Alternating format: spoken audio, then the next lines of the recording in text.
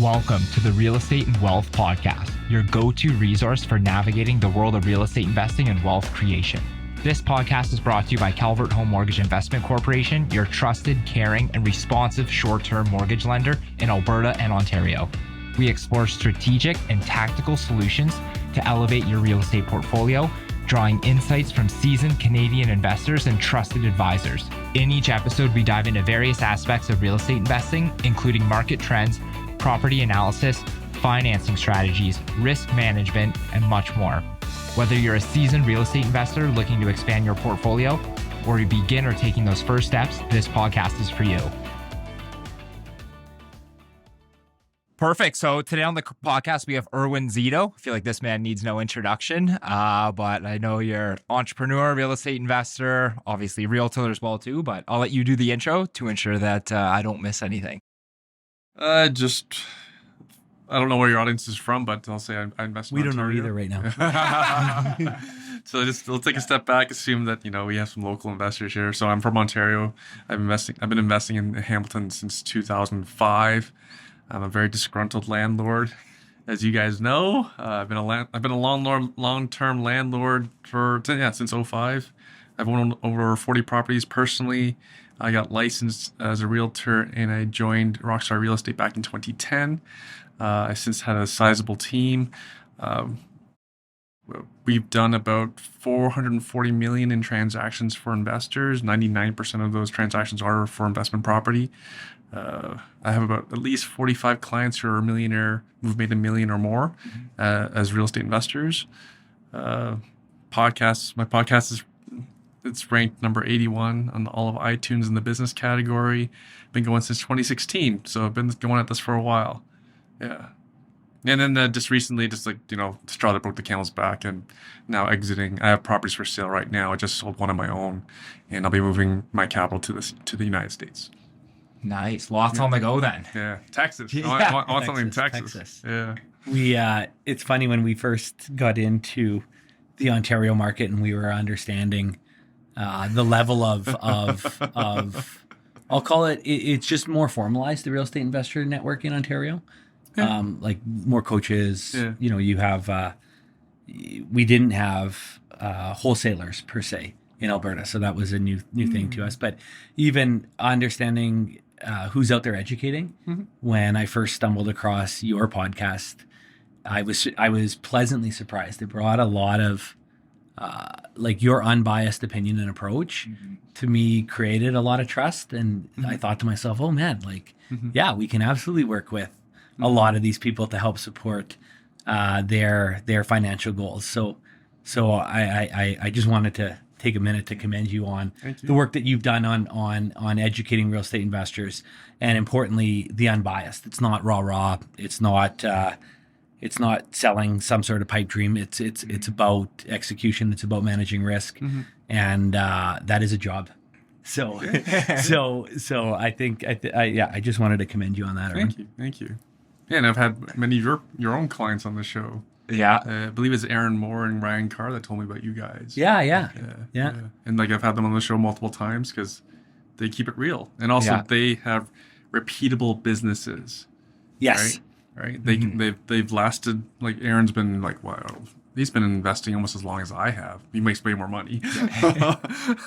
But point being is that he's gone through difficult cycles and he's still around. Yep. So and he makes money. Most importantly, he makes money. Yeah. It doesn't matter how many doors you have or how many houses you have. It's about how much money you make. For sure. Yeah. Yes, exactly. It's about, are you turning a profit? Do you have a real business that is set up for sustained success? Because it's easy to buy a bunch of properties and not execute on whatever plan it is, or worse, not have a plan. It's amazing that how quickly our worlds have collided and how much value we can provide to each other. It's been great. On that note, from hosting the podcast for so many years, do you have any key insights, takeaways, learning lessons from doing it for however many, 10 plus years, 8 plus years, however long it's been? Well, I don't think it's that hard for you guys, but I think screening guests is important. Like, for example, before we're recording, we're talking about some gentlemen who invest in Northern Ontario who've been on almost everyone's platform, Yeah. except mine. Right? Yeah, so that's intentional. This is absolutely by design. Yeah. And like then people will like once in a while ask like, who should I stay away from? I say, who hasn't been on my show? Yeah. Because if they're an influencer, generally they're asking to come on my show. Yeah. Right. So there's a passive way of saying they didn't pass my screening. Right? But again, that's why I say it's easier for you guys because you know people's numbers. Yes. Yeah. Very true. Right? Yeah. I get referrals from my wife's team as well, so they know people's numbers. Yeah. This person makes money consistently. Yeah. Generally a lot of it. Like, okay, come on the show, let's talk about it. Yeah. Right. But yeah, so yeah, I've been pretty lucky in screening. Not that I haven't been perfect. Yeah. But I do find I have a much better record in that way. And then overall, you want tips about like the history of investing or running a podcast? Both. Well, yeah, like I love the podcast question because again, it was an eye opener for me when I was like, oh man, like there's somebody doing this. He's doing it the right way. He's providing the good insight. So maybe let's do absolutely park and get into investing. But on the like, why did you get into it in the first place? Like it's such a relatively selfless thing to do. You're not making millions doing this. No. You're providing to me a really amazing service, but why? Yeah. Right. Yeah. So that's actually a really good point. Is for Canadian podcasts, generally no one's that big enough to actually generate any sort of significant advertising money. So I'll kick it back. Like I started a blog. I started blogging back in 2010, and I was just writing article. Like I'd generally take a piece from the news, and I'd just have I'd add my own 2 cents and the implications to real estate investors. Yeah. And that was my blog post. And then people would sign up for that. They put it there. They give me their name and email address to sign up for my blog newsletter. Yeah. Since 2010, and I was doing that every week. And but things changed. Like my blog performance was not performing as well. And I was looking into doing radio, but it was really cost prohibitive. And this podcasting thing. Yeah. We'll try it because I was a huge fan of Tim Ferriss. So he says, like, if you're going to start a podcast, do 6 episodes as a pilot and do it. Record them, get it done, release them once a week, and see how it goes. Yeah. And because at the time, I was only really the second person in the entire space, and specifically for real estate investing. Yeah. And also I was more frequent every week versus the other gentleman that was like once a month, I think. Right. So yeah, I quickly got a lot of market share. Just calling favors, asking best-selling authors like Don Campbell came on. Yeah. Julie Broad, who I consider at the time she was probably the best real estate investing coach. Yeah. And just went from there. And those are some terrible episodes, but they were so awkward and the energy was not there. I was way too nervous. But yeah, just stayed with it. Yeah. 2016, 1 episode a week. And hour-long format. Yeah. And then just go with it. Yeah. And then the key is also part of the success of my podcast is again, because I've consistently built an email database. So I send my podcast to my email database as well. Right. Which boosts my listenership. Yeah. Okay. You can't just rely on just whatever platform you're on. Yeah. You got to have a strategy to boost listenership. But also, like, I think, Erwin, where you're understated in this, like, just your passion for the business, like that shines through. Like, why'd you start doing blog posts? Yeah, certainly there was an idea behind it, but what drove you through it, or at least what I see, is that passion for, I hope this isn't offensive, but like, you are a real estate nerd. I'm a real estate nerd. And unless you have that passion, it's not going to work out. I'm an absolute nerd. Like I look at real estate everywhere. Yeah. It probably drives people nuts. Like we're planning a my wife's an accountant. Yeah. So tax season's brutal. Oh, right? yes. So we always have a nice trip in May. And so we're like, I need to go to the States to go look at some properties. And let's make a trip out of it. Just you and I, me and my wife. We're going to go look at some property. Hopefully, I have to ask her like how many properties we're allowed to see. But that's fun for me. That's good contracting. It's important. It's important to contract with our significant other because you'd hate for her to go down and all of a sudden you're stuck in showings all day. But also, it was a real estate investing, like you guys know, There's a ton of shysters out there. Oh, Right. Yeah. And that's why I called the show The Truth About Real Estate Investing. And I think people appreciate, I've had listeners say thank you that I actually ask the tougher questions. And I always ask on how people lost money.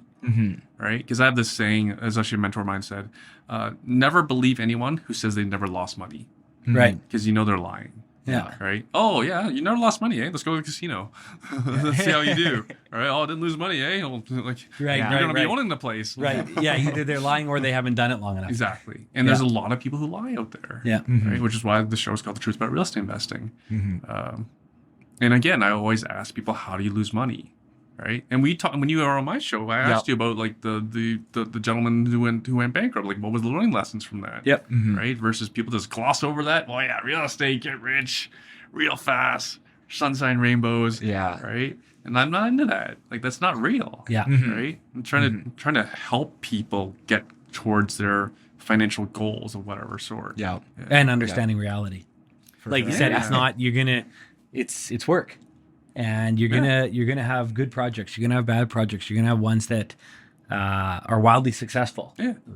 Not many. Yeah. Most of them are gonna be just successful. Yeah. There's gonna be some losses. There's gonna be some unsuccessful ones. Yeah. So how to learn and grow from that is critical. Yeah, absolutely. Like, I've had, again, like the Aaron Moores and the Ryan Carrs have come on my show and talked about losing deals, but you gotta keep going.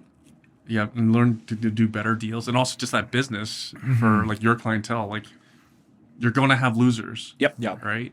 So you need to have deep enough pockets. You have to have the resilience. Guys, like, and I'm pretty sure you'll agree, most of your clients are pretty smart.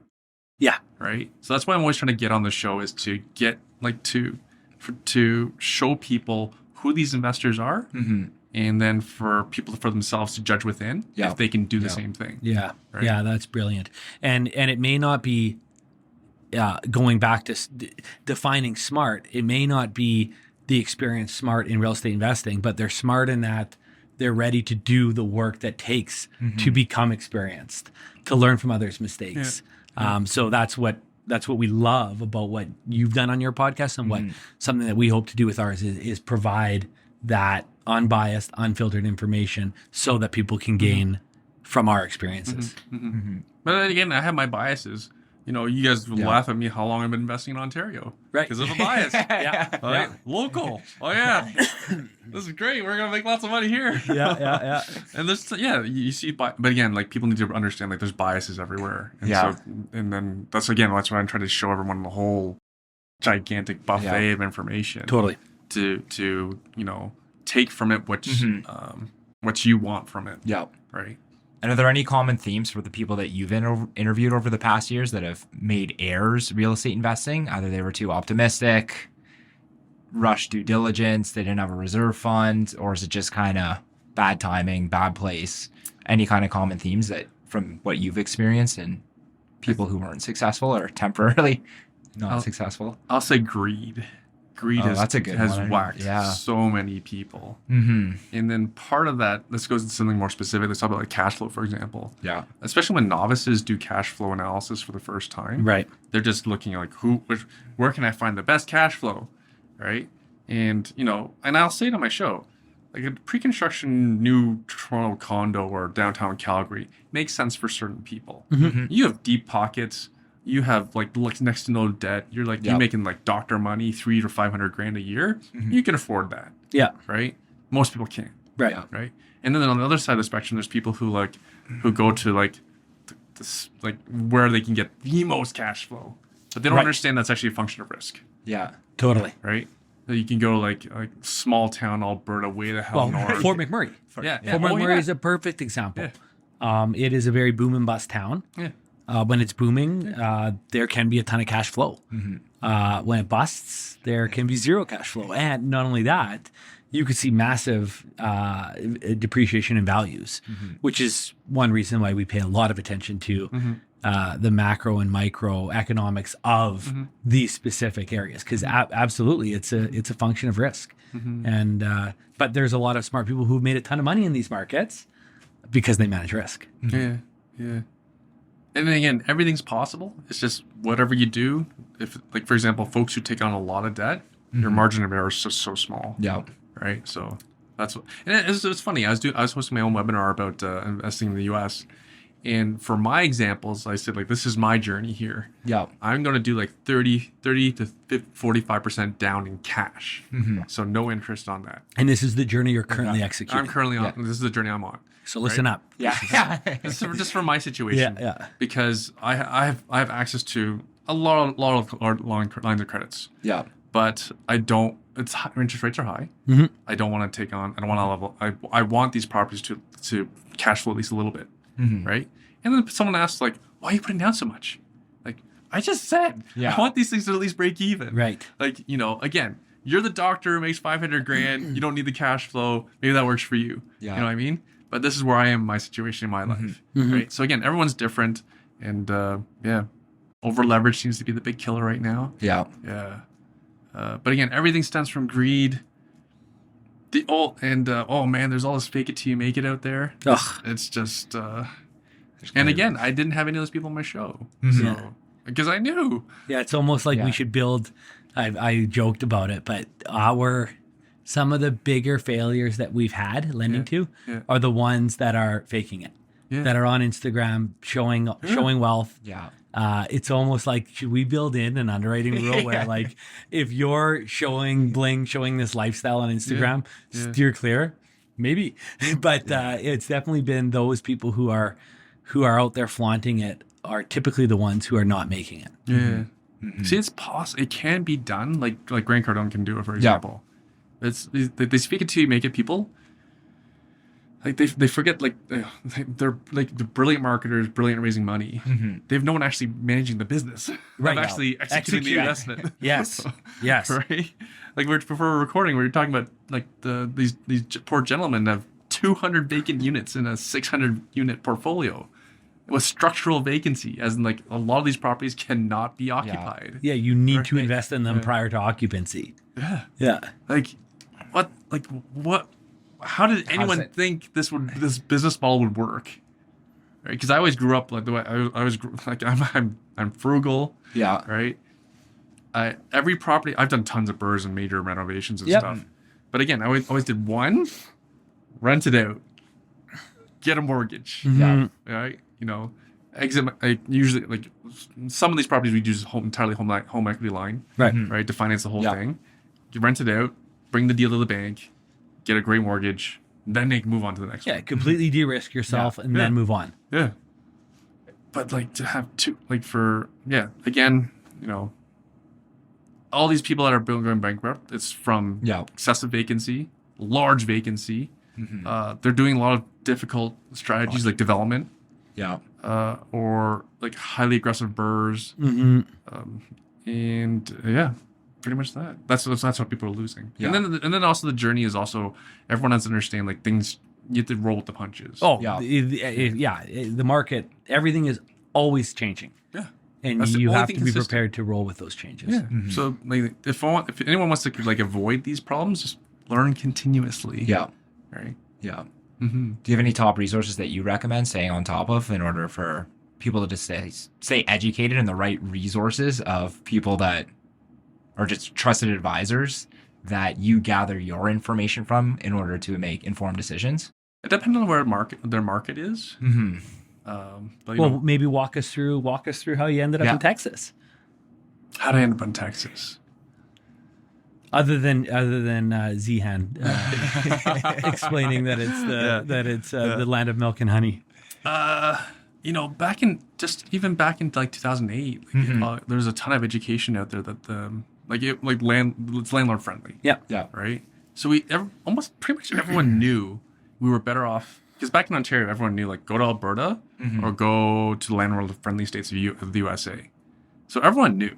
Yeah. Right. But for me, there was no way to scale a business down there, and especially there's no way for me to scale financing. Right. Right. Yes. That was the big piece that was missing, because without you guys know, without financing, real estate investing is not that great. Yeah. There's 3% appreciation. Right. And a ton of capital in. Yeah, exactly. Yeah.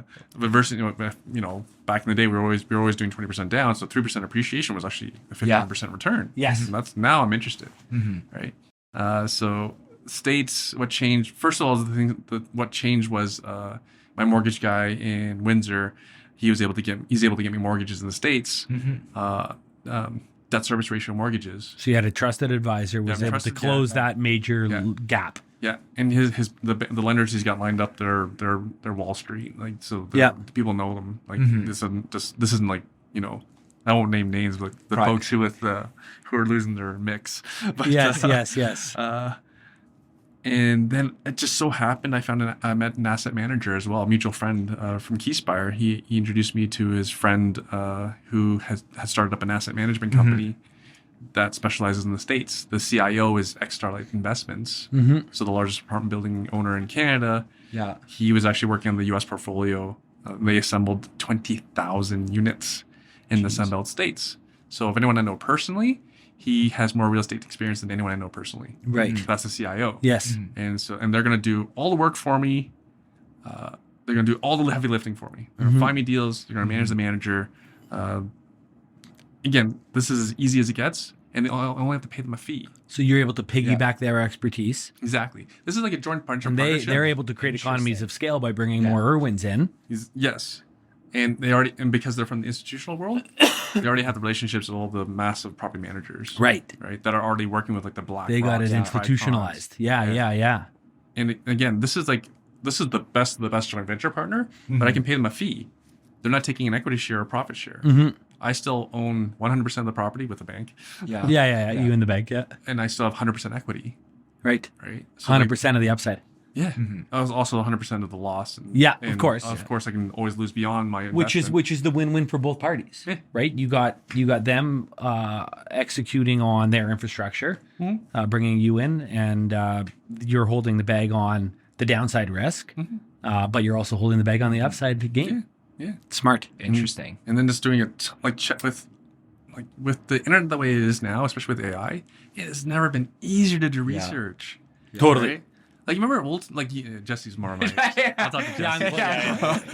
Remember the old days, like, you had to like call City Hall? Oh yeah. Like, so what do you guys got doing? What's going on with like jobs growth in this local town? Yeah. You know what I mean? If they had time for you know what I mean? You gotta drive around and everything. Go to the library. Go to the library. You gotta go through the newspaper. Have them order trade magazines. If there was, but that's the thing. There's still relatively low amounts of, I'll call it, professional real estate educators. Yeah, right? There's that too. Yeah. But again, like, I like to trust but verify. Yes. I do all my own verifying. Yeah. Right. So I'm doing all my independent research as well. So again, even though like Dimitri CIO, who has like more resources than I'll ever look at, right? I'm still doing my own due diligence. I was still doing my own site visits. Yeah. Right. I'm still meeting people on the ground because again, like, I'm doing my own due diligence. Yeah. If I ever need to fire them, I need what's plan B. Yes. Right. I'm gonna need to find realtors. Need to find property managers. So I'm still again doing my own due diligence. I'm talking to other people with boots on the ground who have money invested in the same thing I want to buy. So I always like to hear other people's opinions, and I've yet to really find anyone who can disagree with what I'm doing. Because like you and I were talking about Texas. Yeah. Back at the Rockstar event. Yeah. Good. Interesting. So essentially, to summarize, you had a trusted advisor with a mortgage broker that you've done business with over the past few years. From that credibility, trust, and relationship, he introduced you to the asset manager, or you found that just through your network? Mutual friend. Yeah, but again, like, there's like, you know, it's like it seems like in our community, it's almost common sense. Like, the landlord-friendly states of the USA, which is similar to Alberta, right? Makes a lot of sense. Yeah. Right. Especially coming from where I'm coming from, which is like. I was on a call with someone who said, you know, actually, Ontario is worse than California. Like, damn it! Are we the worst in North America? It is for tenant rates. Yeah, it is. It is really tough for landlords in Ontario. Yeah. So that's my context, so you can understand how highly motivated I am. Yeah. And I'm just curious personally why Texas versus something like Alberta, where it's still Canadian. Excellent in question. your backyard. Yeah. Excellent question. So again, I've gone down that rabbit hole very deeply. You know who my friends are. I'm like friends with Tom and Nick as well. So I study currency, I study monetary policy, and just very easy research. You'll see that the Canadian dollar is not expected to do well against the Canadian dollar is not expected to do well against the US dollar. Right? The Americans are investing like crazy. And then if Trump gets in, he's going to invest even crazier. All right.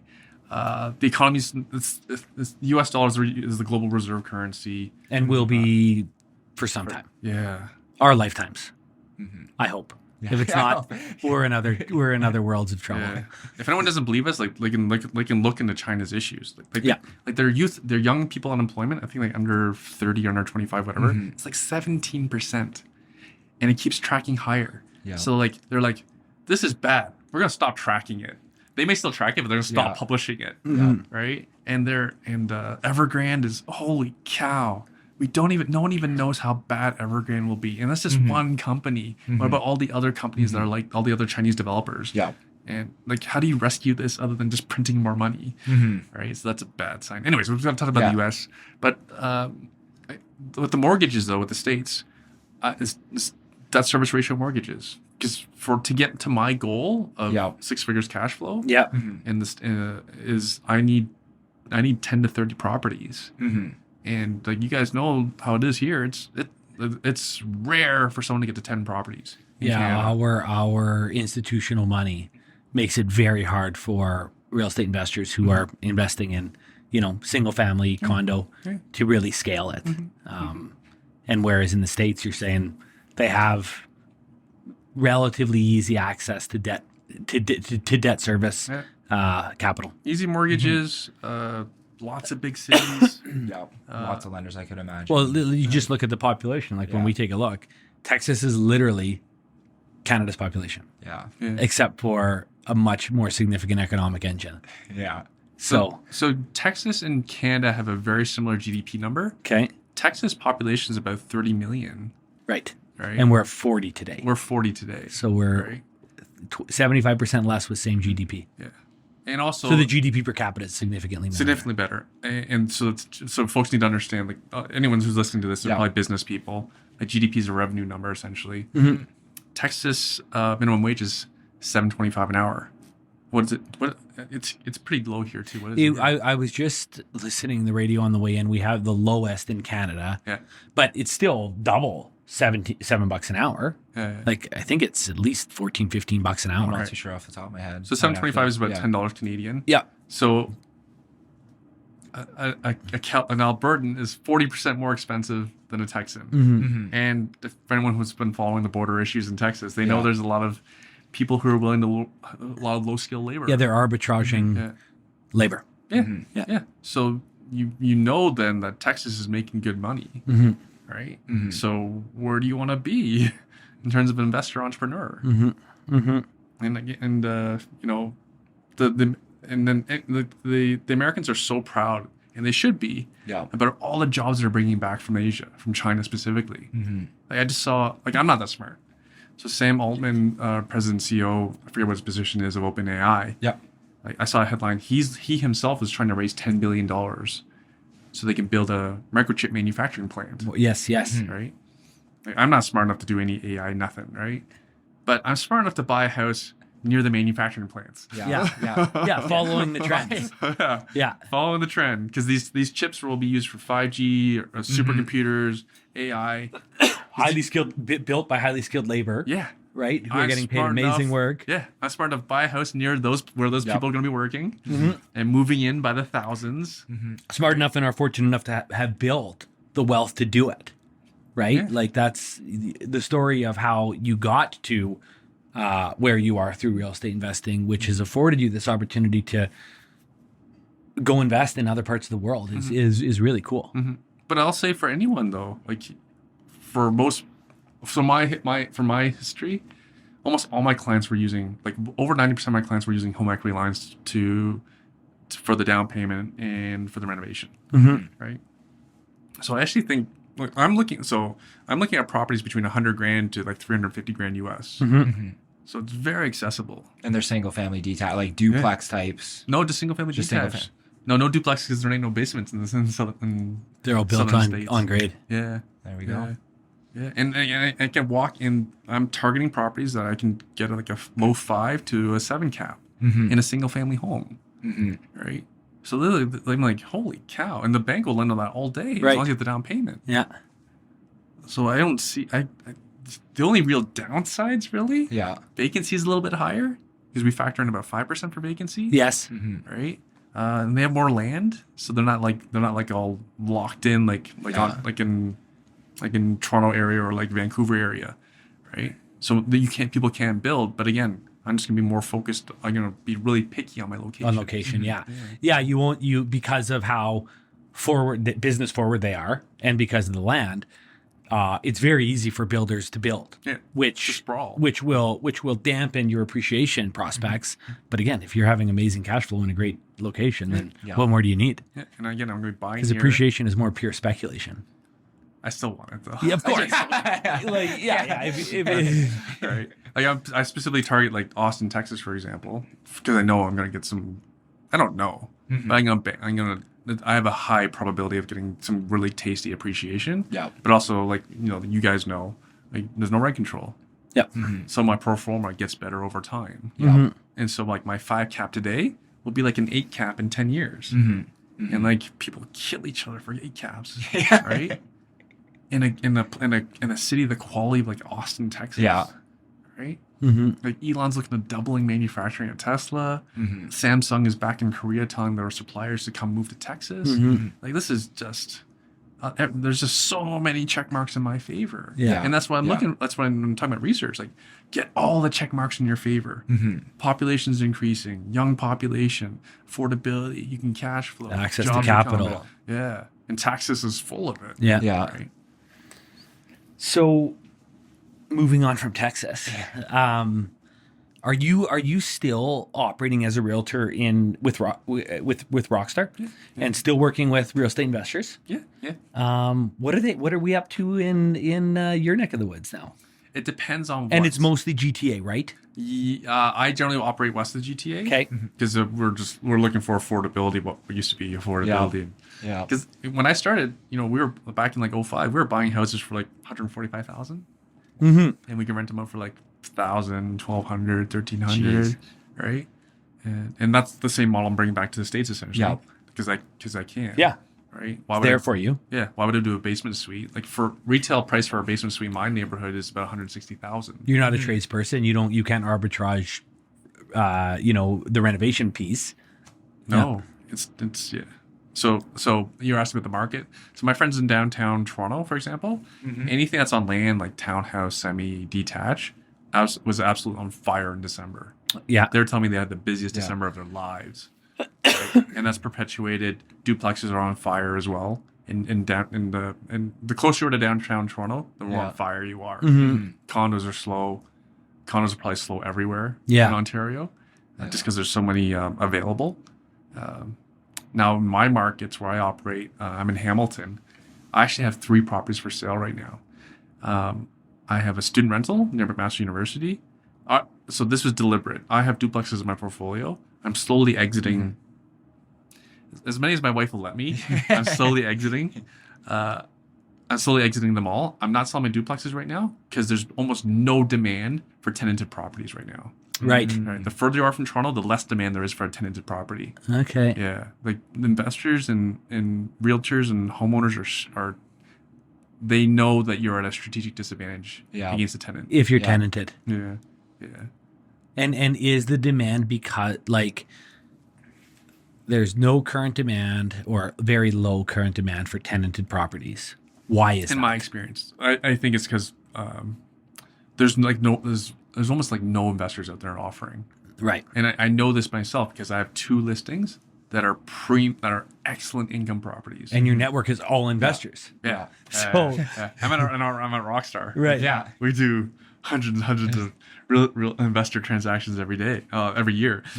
Like for example, my student rental property, I listed it over a week ago. I don't even have an offer yet. I'm shocked. I'm like, wow, like there's nothing out there. There's nothing to buy. There's nothing to rent, right? Like I don't know if you guys have been hearing like the international student crisis we have in Canada. And so we're paying a lot of attention to it. There's too much demand. Yes. Not enough supply of housing. Yes. And also, brief history lesson: COVID when COVID happened and university students didn't go to school, a whole bunch of university student rental properties, a lot of them converted to either renting to regular families, and those are long term. Yep. And so they never make it back to student rental. Yeah, you lost a lot of that supply. Or they sold, right? So the supply was just slashed. So, for example, last year in the Hamilton market, the rents went up 40%. And now this year, we're up 20% over that. Which is why they want these things vacated. So they're not stuck with, they're not assuming Tenants. an existing contract. So I deliberately did not renew my leases Right. for the next school term. And even still, like, no one's offering. So I'm putting my Mac house back up for rent. So get these numbers. My asking is $850. I'm putting my rent asking at $6,000 plus utilities, and I don't even know how many showings I already have for this weekend. Wow. Yeah. People are lined up to rent it at $6,000. Oh yeah. Oh, I might even be. And is this this is student rental? This is student rental. So they'll fill it with how many kids would stay there? It's up to them. I'm just Right. Yeah, it has to be reasonable. They can't like go nut bar, but there's room for 7 students. Yeah, there's room for 7. So just under $1,000 a month if they fit the 7 in. But for anyone investor listening in Ontario, like $6,000 rent plus utilities for an $850 asking price, Right. That's absolutely ridiculous. You're actually cash flowing. Yeah, I'm actually cash flowing. So I'm telling, I had an investor lowball me. I'm like, I can get this for rent. I'm just gonna rent it out another year and maybe sell it next year. Right. Right. Because I can't. Yeah. I'm gonna cash flow. Yeah. Like I don't need you. Yeah. Yeah. And then again, this is how I invest. I invest to have multiple exits. Right. Like I don't. So even if I was like I bought this property off market, I paid like $400,000 for it. I put in about 130 more than I wanted to. Took longer than I expected. Yeah. All those things. You see that a lot. Yeah. Boiler I thought had 2 more years on it. It didn't. Another $12,000 out. I thought the basement was okay. Nope. You gotta waterproof it. $10,000. Oh, you need permits for that? Oh, damn.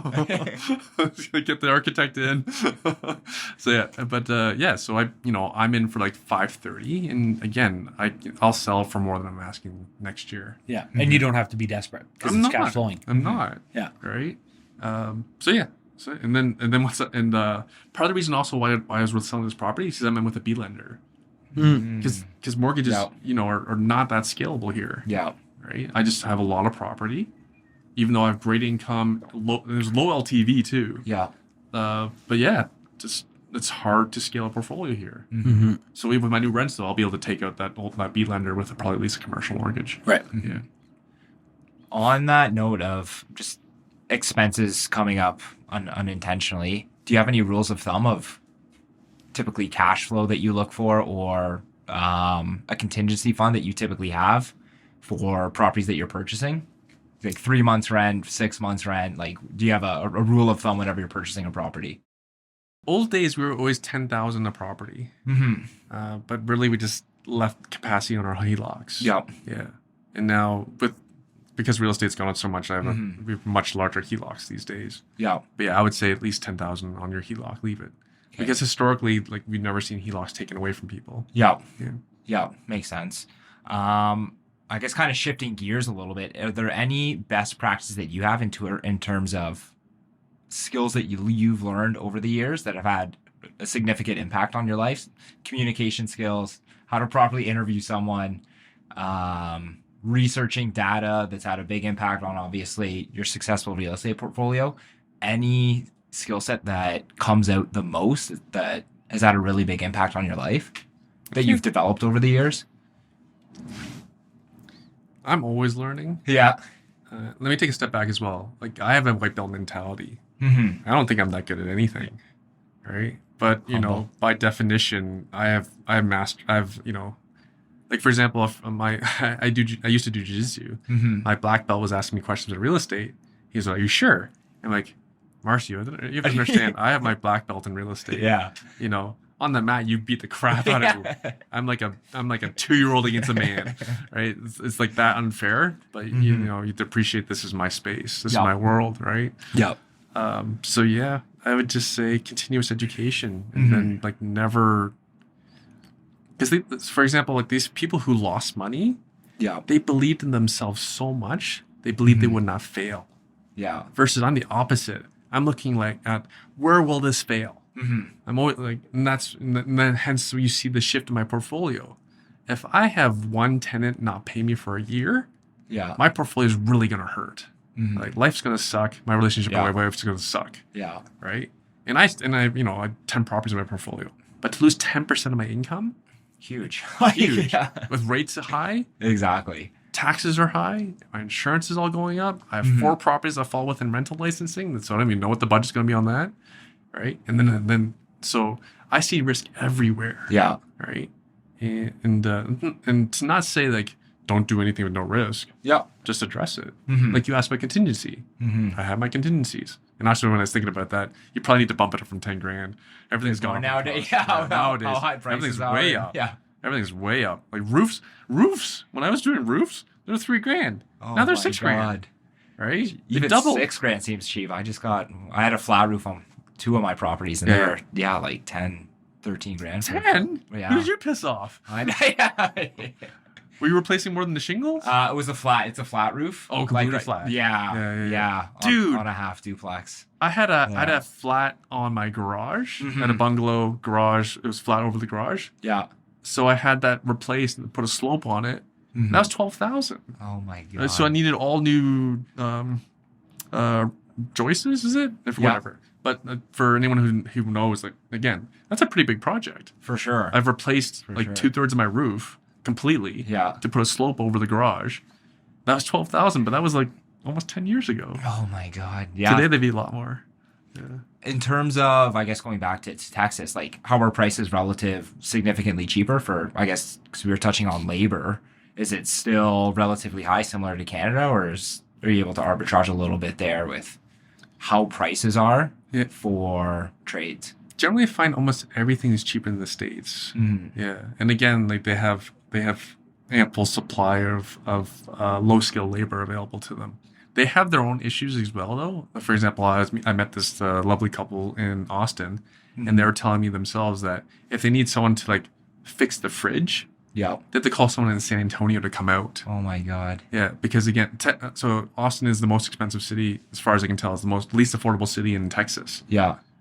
But you can buy a pretty nice house for 400 grand US. Jeez. But in turn, this is why I need a property manager who's next to bulletproof. Yeah. Who has staff, right? So then, if they have staff, then I know my property will get taken care of. Yeah.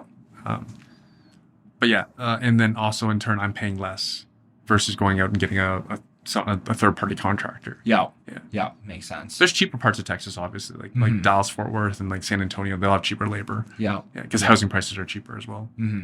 And I know you've experienced a lot of, I guess, market fluctuations. I guess for the most part in Ontario, it's gone straight up except for the past few years. Any major life experiences that kind of have shaped you or impacted you that you've had some really good key takeaways that's obviously impacted you going forward? I've seen a lot. Yeah. Yeah. And that's what we appreciate about you most is obviously the truth about real estate investing. You always shed light on the negative. So just people don't have a tainted perspective of what real estate investing is about, or just life in general. Or I'll say every investor should look at what is the worst case scenario, which is actually a good thing to bring up. Like for example, the folks with the huge portfolio in Northern Ontario. Yeah. All these people who have mortgages on them, first, second, or promissory note. I don't know if they considered what is the worst case scenario. Yeah. Right? Because, for example, I have a friend who had a second on a property in Niagara Falls, unrelated to this one. Yeah. Yeah. And I know and I know what her story was. And it was owner occupied. It was an investor, but the owner stopped for whatever financial reasons, could not make payments to the first. My friend didn't know, because that's if she didn't watch that her checks were coming in.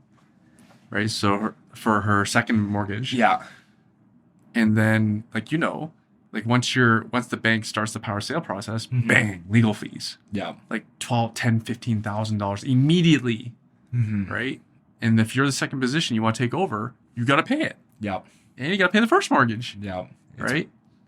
right? People got into private lending for cash flow. Now here I have a pile of money going out the door, right? This is not what I got into. Yeah. But I don't think most people even knew that, right? I literally had a friend who was invested in one of these properties with these poor folks who are going through bankruptcy protection. I'm like, are you getting ready to take over the property? She's like, what do you mean? I'm like, that's plan B. Yeah. Take it over. the property. Yeah. Unfortunately, she's a promissory note, so you gotta make the second and the first hole. Oh God. Right? And yeah, so in my own experience, my worst case has been I took over a student rental property, and a tenant, he just had a really rough life. Yeah. And he decided to take it on me. Oh no. So one of the really terrible thing he did was he was shoving household garbage into my toilets and my drains in the house, and then he ran the water. Just intentionally. Just he flooded the basement intentionally, right? And then the cops, we called the cops. Cops would do nothing about it. So my idea of justice was thrown out the window. Yeah. The cops said, because the tenant just blamed another student in the house. Cops just said, this is go to the landlord tenant board to dispute this. I'm like, here's a vandal. Take him away in cuffs. Right? So the legal system didn't protect me. The LTB system did not protect me. Like, here I am at the mercy of someone who's mentally ill. Right? That was probably like at least $10,000 worth of damage. Like, think of positive cash flow. Yeah. Out the drain for year, 2 years. The cash flow, I guess, from an experience essentially like that. Yeah. And I eventually had to pay him to leave. Oh my God. So this is my worst case scenario. Yeah. So I tell this to clients all the time. What is your worst case scenario? Here, this is literally what I went through. Right? I got no justice. Right? In the States, 30, 60 days. Yeah. Out here in the state of Alberta, It's 30, 60 days. Yeah. For you have a vandal tenant or you have a non-paying tenant, 30, 60 days. Yeah. Right? And you have less month's rent anyways, so your worst case is you're out 1 month rent. Yeah. That is a much more acceptable worst case scenario to me. So, and then I guess aside from the tenant, just the mental headache, the stress. it's I have stuff terrible. come up in my properties too, and nothing is, thankfully, knock on wood, ever been that bad. But I hear stories like this, and there's just the mental stress that would cause me, and the frustration knowing that you're almost helpless because third-party authorities, they just unfortunately can't do too much with laws and legislation. So always thinking through a worst-case scenario. Absolutely. Like that. Perfect. And then do you self-manage? Self-manage right now. You self-manage it? Yeah. I only have... It's good to learn the ropes. It is. Closing on the third one at the end of this month, just up in Red Deer. Fabulous. So, yeah, just really favor, obviously, everything going on here in Alberta. Oh, yeah. Landlord-tenant laws. The numbers are in Red Deer as well, too. Like, bought for $273, going to spend around $45,000 on renos. Have the upstairs... Just cosmetic, or are you doing a conversion? Just cosmetic. It needs all new electrical, new roof, paint, flooring, some cabinets as well too. Hopefully should only take around a month or so, but upstairs, 3-bed, 1 bath. Have it tentatively rented out because it's a 90-day closing, so they're going to go view it on the 2nd for $1,600 plus utilities, plus the garage, which is detached, for $275. Basement $1,300 is what I'm going to list at, so exceeds 1% rule, which is awesome. I find it so tough nowadays just to find places where numbers make sense, but it looks like Texas. Yeah. Texas is the place. I'm actually going to Memphis as well because I have clients buying. I have a client buying a property for $95,000. $95,000 for a single family home. Needs $25,000 renovation. Jeez. And the rent is... I don't want to get this wrong. Yeah. It's 1% as well. Yeah. So I believe the rent is like $1,100. Yeah. Yeah. Wow. Yeah. Amazing. Yeah. Jeez. It's single family. So you only have one tenant. Oh, amazing. Yeah. Because I don't know how long, like, with my duplexes, man, I had this one duplex tenant and he was perfectly fine. He's a trucker. Yeah. Like, oh, great, you're a trucker. You'll never be around. You're not going to disturb anyone. He had a crazy girlfriend Oh. who was She like, stayed there. she stayed there. Yeah. And not even just worse, but worse. She was breeding puppies. So there are all these puppies in the house, driving my poor basement tenants nuts. Right. My point though is like, I'm at a stage in my life I want to keep it simple. Yeah. The greatest challenge with multifamily is actually the tenants butting heads, For sure. which is why I'm just keeping a single family. Makes sense. Any questions we didn't ask you that you think would be valuable, or any insights, key takeaways, anything else that you'd like to touch on? Not too much. I think, I know you guys don't talk about it much because when I had you guys on the show, like we couldn't talk about it too much, but like you guys should be really proud of yourselves in your underwriting, right? I don't know, and because I have a lot of background.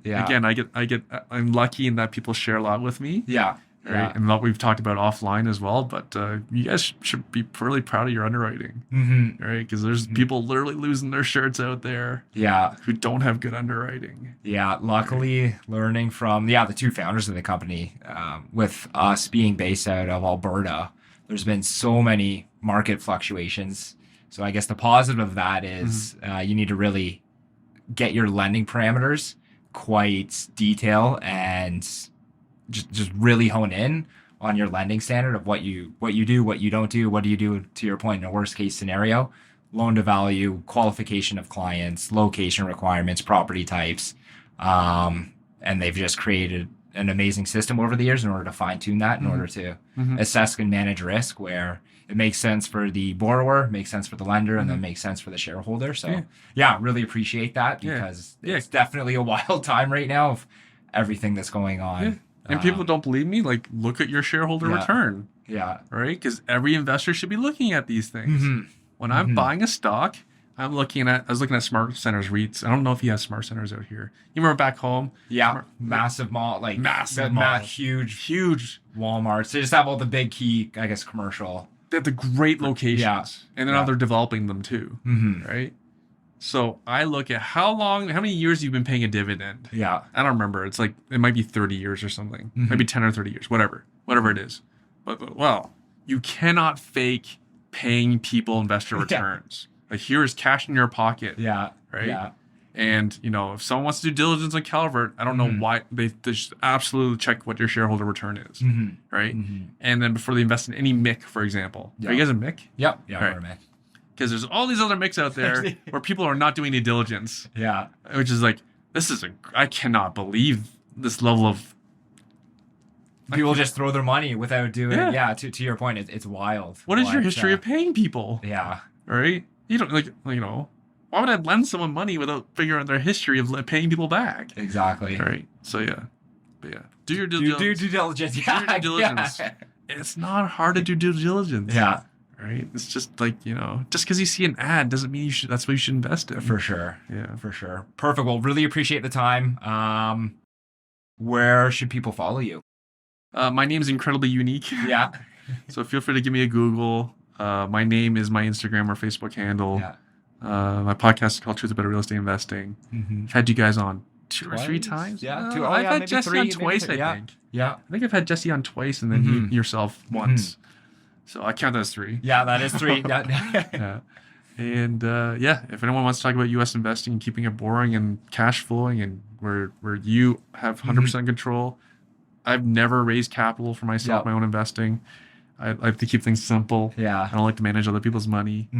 I'd die if I lost someone else's money. Yeah. Unlike these poor other mix and Northern Ontario investors. Yeah. Yeah. Tough. It is so sad. And there's rumors of more coming out. I believe it with just how the market is, and normally it takes a while for it to actually bubble up and transpire. So probably won't be the last that we're hearing of, unfortunately, these types of stories. Yeah. And they're not all bad people. Like the Mizrahi project. I don't know if that one news to you got to you downtown Toronto. It's supposed to be like an incredible condo building. It's supposed to be an Apple store on the ground floor. Yeah. But like just all these delays got them, right? So again, like what got them was probably couldn't cover the debt. Yeah. The debt payments. So there's tons of history where folks fail when they cannot cover their debt. Yeah. So maybe you should think about that. Yeah. When you're stress testing your deal. Worst case scenario, learned it from you, and always do your due diligence. Perfect. Well, really appreciate your time coming out, and looking forward to staying in touch. And you heard it from the man himself. That wraps up another episode of the Real Estate and Wealth Podcast. Be sure to hit that like button, share with fellow real estate enthusiasts, and subscribe to stay in the loop on all upcoming episodes. Get in touch with the team at Calvert Home Mortgage Investment Corporation by calling them at 1-888-752-4642 or email admin@chmic.ca. The opinions expressed in each episode belong to the individuals featured and do not represent the views of Calvert Home Mortgage. While we provide valuable insights, consulting with qualified professionals ensures that your unique financial circumstances are carefully considered, aligning your investments with your long-term objectives. Calvert Home Mortgage Investment Corporation is not a financial advisor, and we cannot advise you on making investments. There are risks to investing in real estate and the potential that you can lose all of your investment.